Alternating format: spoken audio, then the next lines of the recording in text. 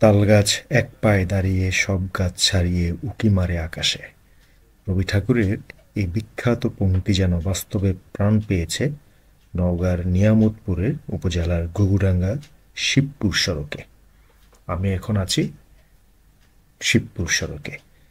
হেমন্ত long ride ৮২তম, চলে আসছি ঘুঘুডাঙ্গা।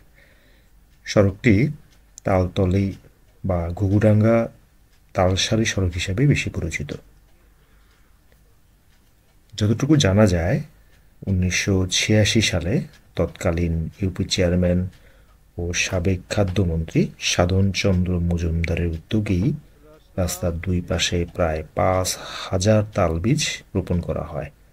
সেই বীজ থেকেই এই সারি সারি তালগাছের আজকের এই সড়ক। এই রাস্তাটি একসময় কাঁচা মেঠো পথ ছিল, পরে মানুষের সমাগম এবং পর্যটন স্পট চিন্তাভাবনা করে এই রাস্তাটিকে পাকা করা হয়। এই এলাকার সৌন্দর্য আসলে এই পাকা সড়কটি আরও বাড়িয়ে দিয়েছে। এটা অসাধারণ সুন্দর। তালগাছের ছায়া, নির্মল বাতাস প্রশান্তি এনে দেয় শরীরে। আর সারি সারি তালগাছ অসাধারণ। যতটুকু জানা যায়, এলাকাবাসী নিজেরাই এগুলো পরিচর্যা করে এবং নিজেরাই এখান থেকে সুফল ভোগ করে। নিয়ামতপুর ঘুঘুডাঙ্গা চলে আসলাম নগদে। সারি সারি গাছে তাল গাছ দুই পাশে।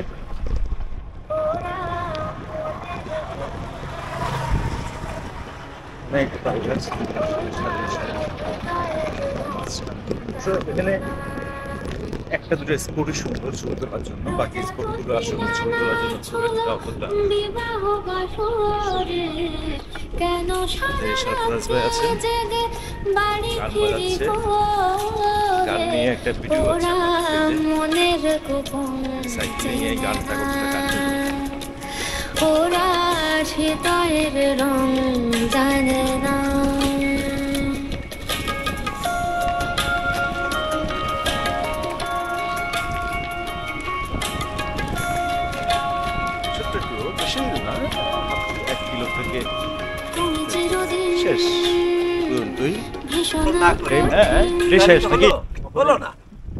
দেখতে হবে পুরো রাস্তা ঘুঘুডাঙ্গার তালতলা থেকে হেমন্তের আমান। ঠিক আছে।